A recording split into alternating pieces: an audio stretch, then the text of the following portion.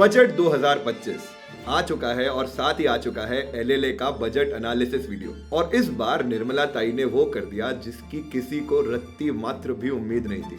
I am now happy to announce no income tax payable up to income of 12 lakh rupees. शायद memes का थोड़ा बुरा मान गई, खैर हमारे लिए तो अच्छा है। लेकिन इस बार भी पिछले बजट की तरह एक चीज बिल्कुल नहीं बदली। Makhana board in Bihar. Special opportunity for the people of Bihar. IIT Patna will also be expanded. Greenfield airports in Bihar. National Institute of Food Technology in Bihar. वैसे तो ये यूनियन बजट था पूरे देश का, लेकिन एक पर्टिकुलर स्टेट से इतना ज्यादा लगाव क्यों पता नहीं। एनीवेज, आने वाले कुछ मिनटों में मैं आपके साथ शेयर करने वाला हूं बजट 2025 में as a student, as a employee, as a entrepreneur and as a investor आपको क्या फर्क पड़ने वाला है। हम सिर्फ वही बातें करेंगे जो आपको इंपैक्ट करेगी, यानी सिर्फ काम की बात, नो बकवास। और साथ में समझेंगे इनकम टैक्स, टीडीएस और टीसीएस से जुड़े हुए वो सारे बदलाव जो आने वाले समय में आपको कितना पैसा मिलेगा और आपसे कितना पैसा सरकार के पास जाएगा उसको इंपैक्ट करने वाले हैं। तो आप सभी का स्वागत है हमारे स्पेशल बजट एनालिसिस वीडियो में। मैं हूं ऋषभ जैन एके जागरूक आरजे और आप देख रहे हैं label oil. In July 2024 budget, I propose to remove 7 tariff rates. Kisan credit cards for 7.7 crore farmers. The credit guarantee cover will be enhanced. For micro and small enterprises, a modified Udan scheme will be launched. Social security scheme for welfare of online platform workers. I also propose to introduce the new income tax bill next week. I propose to rationalize TDS by reducing the number of rates. The limit for tax deduction on interest for senior citizens is being doubled from the present 50,000 rupees to 1 lakh rupees.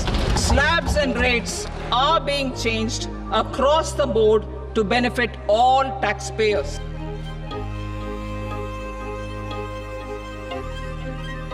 Students के लिए, youth के लिए और education के लिए इस budget में हमेशा की तरह ढेर सारे अनाउंसमेंट हुए। स्कूल लेवल पर अगले 5 सालों में देश के 50,000 स्कूलों में एडिशनल अटल टिंकरिंग लैब्स खोली जाएगी, जहां पर स्टूडेंट्स जाकर अपने साइंस के एप्टीट्यूड को डेवलप कर सकते हैं। साथ ही साथ रूरल एरियाज में जितने स्कूल्स हैं उन्हें ब्रॉडबैंड से जोड़ा जाएगा।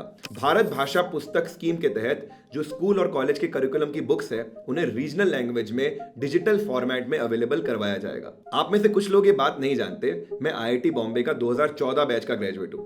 तब से लेकर आज तक यानी पिछले 10 सालों में जो सीट 65,000 थी वो बढ़कर 1,35,000 हो चुकी है 23 आईआईटीज में। अब जो 5 नई आईआईटीज है उसमें एडिशनल 6,500 सीट्स डेवलप करने का प्लान है। ये फैक्ट सबको पता है कि हमारे यूथ के पास डिग्री तो है लेकिन स्किल नहीं। इसे इंप्रूव करने के लिए 5 centre of excellence for skilling खोले जाएंगे और साथ ही साथ centre of excellence for AI भी खोला जा रहा है विद 500 करोड़ का बजट। इंडिया में इंजीनियर्स तो थोक के भाव मिल जाते हैं लेकिन डॉक्टर्स की बहुत कमी है।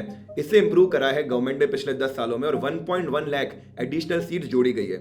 अब गवर्नमेंट का टारगेट है कि अगले 5 सालों में 75,000 एडिशनल सीट्स जोड़ी जाए और उसके लिए अगले 1 साल में 10,000 नई सीट्स मेडिकल में जोड़ने का प्लान है। जो स्टूडेंट्स रिसर्च में रुचि रखते हैं, आगे पीएचडी करना चाहते हैं, उनके लिए भी अच्छी खबर है।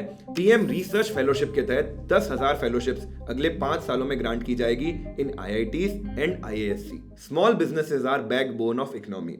ऐसा मैं नहीं कहता, डेटा कहता है। हमारे देश में 1 करोड़ एमएसएमईज रजिस्टर्ड है जो 7.5 करोड़ लोगों को जॉब देती है और 45% जो हमारे देश में एक्सपोर्ट होता है वो यही एमएसएमईज करती है। एमएसएमईज को गवर्नमेंट की तरफ से कई सारे बेनिफिट्स मिलते हैं जैसे कि loan, grant, lesser compliances, even उनका कहीं पेमेंट अटका हुआ है तो वो भी जल्दी मिल जाता है। एमएसएमईज के इस बेस को बढ़ाने के लिए इसका जो इनिशियल इन्वेस्टमेंट का क्राइटेरिया है उसे 2.5 गुना बढ़ाया गया है और जो इसके टर्नओवर का क्राइटेरिया है उसे डबल किया गया है। एग्जाम्पल के लिए माइक्रो एंटरप्राइजेस जिसकी इन्वेस्टमेंट की करंट लिमिट थी 1 करोड़ रुपए उसे बढ़ाकर कर दिया गया है 2.5 करोड़ रुपए और जो टर्नओवर था 5 करोड़ रुपए तक का उसे बढ़ाकर 10 करोड़ कर दिया गया है। इसका मतलब अब और भी ज्यादा बिजनेसेस अपने आप को एमएसएमई की तरह कैटेगराइज कर पाएंगे और गवर्नमेंट की स्कीम्स का बेनिफिट ले पाएंगे। गवर्नमेंट ने एमएसएमईज के लिए क्रेडिट गारंटी लोन की स्कीम 5 करोड़ रुपए की लिमिट से बढ़ाकर 10 करोड़ रुपए की है। स्टार्टअप के लिए यही लिमिट 10 करोड़ से बढ़ाकर 20 करोड़ रुपए की है।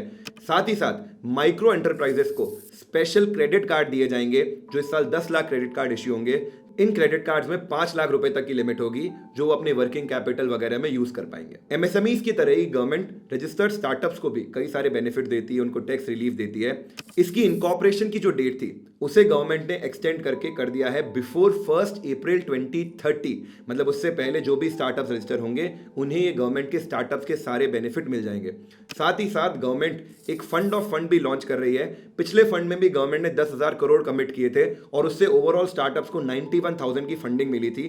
इस बार भी एडिशनल 10,000 करोड़ रुपए का फंड गवर्नमेंट ने कमिट किया है। इसके अलावा गवर्नमेंट ने टारगेट लिया है कि 5 lakh first time women entrepreneurs, SC and ST category के एंटरप्रेन्योर्स को 2 करोड़ रुपए तक का टर्म लोन अगले 5 सालों में वो देंगे।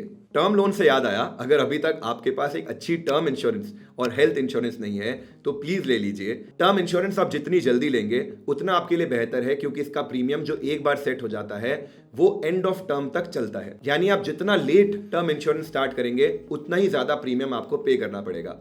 और जहां तक हेल्थ इंश्योरेंस की बात है, आपने अभी रिसेंट सैफ अली खान के केस में ही देखा कि इतने बड़े स्टार के पास भी अपनी एक हेल्थ इंश्योरेंस है जिससे वो कैशलेस अपना इलाज करवा पाए। अपने लिए राइट टर्म और हेल्थ इंश्योरेंस चुनने के लिए मैं आपको रिकमेंड करूंगा पॉलिसी बाजार, जहां से मैंने, मनदीप ने, हमारी पूरी टीम ने भी अपनी अपनी इंश्योरेंस पॉलिसीज ली है। यहां पर आप मल्टीपल प्लान्स कंपेयर करके अपने लिए राइट इंश्योरेंस चुन सकते हैं। पॉलिसी बाजार के एडवाइजर्स आपके जो भी डाउट्स हैं उन्हें भी सॉल्व कर देंगे, प्लस क्लेम के समय भी आपकी पूरी मदद करेंगे। डिस्क्रिप्शन में मैं आपको एक स्पेशल लिंक दे रहा हूं जिसके थ्रू अगर आप अपनी पॉलिसी चुनते हैं तो आपको मिलेगा एक special discount only applicable for LLA subscribers. Startups और बिजनेस के लिए बजट 2025 में जो कई सारे नए पॉइंटर्स थे उसका डिस्कशन हमने किया, लेकिन मेरे अनुसार सबसे महत्वपूर्ण जो चेंज इस बजट में कमिट किया गया है वो है रेगुलेटरी रिफॉर्म्स। हमारे देश में एक बिजनेस को चलाना इतना मुश्किल है क्योंकि इतने सारे लेबर लॉज हैं, दूसरी कंप्लायंसेस है, बहुत सारे इंस्पेक्शंस और ऑडिट्स होती रहती है।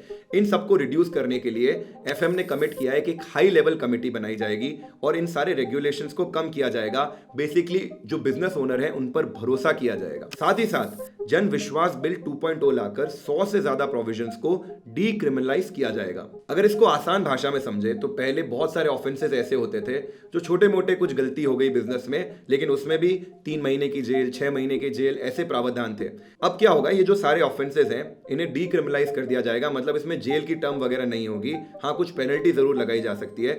इसके कारण जो ब्यूरोक्रेट्स, जो इंस्पेक्टर एंटरप्रेन्योर पर प्रेशर बनाते थे, उससे कई बार घूस भी लेते थे, उस सारी चीजों में कमी आएगी और जो ईज ऑफ डूइंग बिजनेस है वो भारत में बढ़ेगा। इससे पहले कि हम टैक्स रिफॉर्म, TDS वगैरह की बात करें, कुछ और ऐसी बातें जो मुझे बजट में बहुत बढ़िया लगी। सबसे पहले बात की गई है गिग वर्कर्स की, और ये कहा गया है कि उन्हें ई श्रम पोर्टल पर रजिस्टर करके उन्हें एक ID कार्ड दिया जाएगा।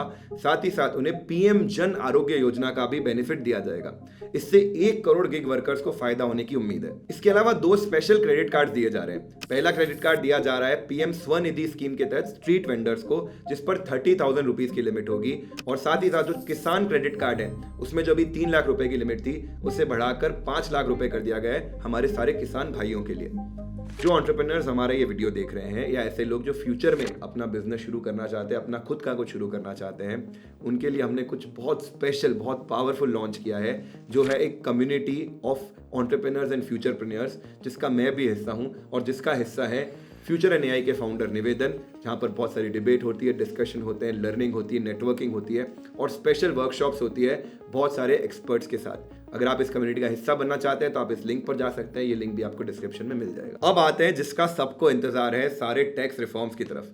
जैसे निर्मला जी एंड तक क्लिकबेट रखती है, मैंने भी कर लिया है। बहुत समय से कयास लगाए जा रहे थे कि नया इनकम टैक्स बिल आएगा जो थोड़ा सिंपल होगा, इतने सारे इसमें कॉम्प्लिकेशन है करंट बिल में, इस सेक्शन को उस सेक्शन के साथ पढ़ना पड़ रहा है। फिनेंस मिनिस्टर ने टाइमलाइन दे दी है, अगले हफ्ते इनकम टैक्स बिल पार्लियामेंट में लाया जाएगा और उम्मीद है कि इससे इनकम टैक्स के जो बहुत बड़ा बखेड़ा है उसे काफी सिंपल करने में मदद मिलेगी। TDS की लिमिट में भी बदलाव किए गए हैं। TDS मतलब आपको जो पैसा मिलता है वो पहले से उसमें टैक्स कट के जो मिलता है, चाहे वो आपका एम्प्लॉयर देता है चाहे बैंक से मिलता है, उसमें कुछ चेंजेस किए गए हैं।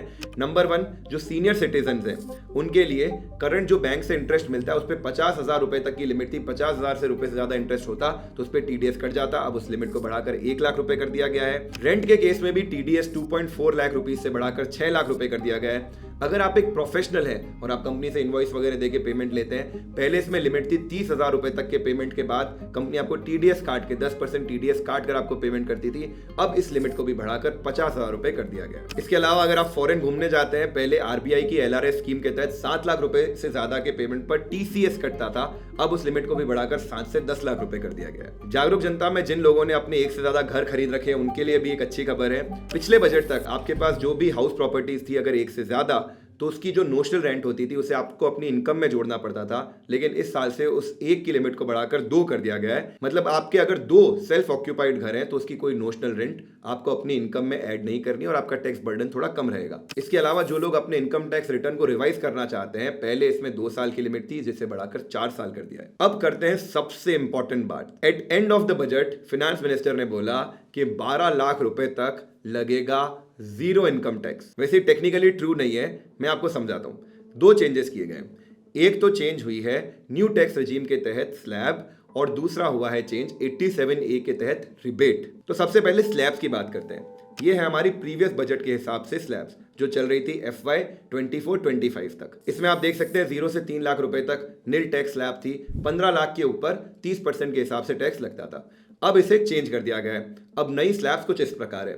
0 से 4 लाख तक नील टैक्स स्लैब, 4 से 8 तक 5%, 8 से 12 तक 10%, 12 से 16 तक 15%, 16 से 20 तक 20%, 20 से 24 तक 25% और 24 लाख के ऊपर आपको देना होगा 30% टैक्स। माइंड यू, ये सारी के सारी न्यू टैक्स रिजीम में है। अब आप बोलेंगे फिर 12 लाख रुपए तक जीरो टैक्स कैसे हुआ, वो मैं आपको समझाता हूं। तो इनकम टैक्स एक्ट में एक सेक्शन है 87A जो आपको देता है रिबेट। वो ये बोलता है कि अगर आप एक सर्टेन लिमिट तक इनकम कमाते हैं और उस पर आपका जो टैक्स बनता है, सरकार थोड़ी दयालु और बोलेगी चलो आप चूंकि इतना कम पैसा कमाते हो, हम आपका ये सारा टैक्स माफ कर देते हैं। पहले ये 87A की रिबेट पिछले बजट तक, यानी जो FY 24-25 के बजट तक थी 7 लाख रुपए तक, और वो लिमिट बनती थी मैक्सिमम 25,000 रुपए। अब इस लिमिट को चेंज कर दिया गया है। अब इस लिमिट को बढ़ाकर कर दिया गया है 12 लाख रुपए तक, और मैक्सिमम 60,000 रुपए तक का रिबेट आप अब क्लेम कर पाएंगे।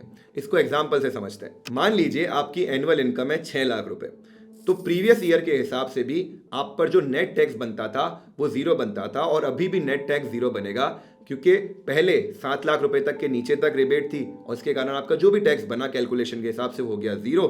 सिमिलरली इस ईयर तो 12 लाख रुपए तक की रिबेट मिल रही है, तो उसके नीचे आपका जो भी टैक्स बना करंट टैक्स स्लैब के हिसाब से वो हो गया 0। अब मान लीजिए आप कमाते हैं 12 लाख रुपए, तो प्रीवियस स्लैब्स के हिसाब से आपका टैक्स बनेगा 80,000 रुपए, और उस पर कोई रिबेट आपको नहीं मिलेगी क्योंकि आप 7 लाख रुपए से ज्यादा कमा रहे थे प्रीवियस स्लैब रेट में। अब करंट स्लैब रेट की बात करें तो इस हिसाब से आपका टैक्स बनेगा 60,000 रुपए। पहले से कम बना, लेकिन आपको 60,000 रुपए भी नहीं देना है क्योंकि आपकी इनकम 12 लाख रुपए तक की है। ये 60,000 रुपए आपको पूरे के पूरे रिबेट मिल जाएंगे और आपका इफेक्टिव टैक्स बन जाएगा 0।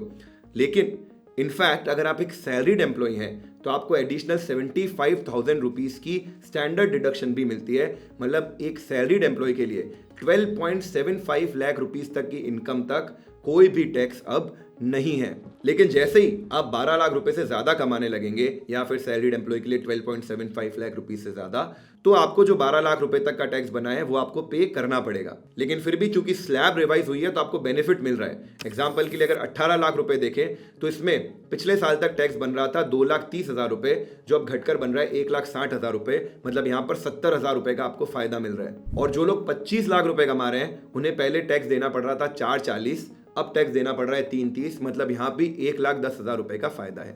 अब अगर आप इस नई स्लैब रेट्स को ओल्ड टैक्स रिजीम की स्लैब रेट से कंपेयर करें तो एक बहुत जमीन आसमान का डिफरेंस अब सामने नजर आने लगा है, और मुझे लगता है this is effectively end of old tax regime. अगर आप बहुत सारे एग्जम्पशन डिडक्शन भी लगा देते हो, आपके पास होम लोन वगैरह भी है, 80C की भी आप पूरी लिमिट यूज कर रहे हो, तब भी संभव है कि आप इस न्यू टैक्स रिजीम के टैक्स स्ट्रक्चर को बीट नहीं कर पाएंगे और आपका ज्यादा फायदा न्यू टैक्स रिजीम में ही हो रहा होगा। आपको एक और एस्टोनिशिंग नंबर बताता हूं। पिछले साल हमारे देश में 7.5 करोड़ इंडिविजुअल्स ने अपना इनकम टैक्स रिटर्न भरा था। उसमें से लगभग 6.5 करोड़ लोग ऐसे थे जिनकी इनकम 12 लाख रुपए से नीचे थी। इसका मतलब इस नए बदलाव के बाद लगभग 87% इनकम टैक्स रिटर्न जो लोग भरते हैं उनकी टैक्स लायबिलिटी निल हो जाएगी। मतलब उन्हें रिटर्न तो फाइल करना है लेकिन उन्हें अल्टीमेटली टैक्स नहीं देना है। लेकिन ये जो रिबेट में लिए जो सारे चेंजेस हुए ये स्पेशल रेट्स पे जो हमारा इनकम होती है उन पर लागू नहीं है। एग्जाम्पल के लिए कैपिटल गेन या फिर आप गेमिंग वगैरह से कोई पैसा कमाते हो या क्रिप्टो से पैसा कमाते हो तो उस पर ये वाली सारी रिबेट ये सब लागू नहीं होती। अगर आप चाहते हो इस पर हम एक डिटेल वीडियो बनाए तो कमेंट कर देना, बना दो। बजट 2025 के अराउंड अगर आपके कोई और प्रश्न है तो नीचे कमेंट करते जाइएगा, मैं उनका जवाब देने की कोशिश करूंगा। जाते जाते पॉलिसी बाजार का लिंक आपको डिस्क्रिप्शन और पिन कमेंट में मिल जाएगा। Get a best term insurance and health insurance for you, इससे पहले कि देरी हो जाए।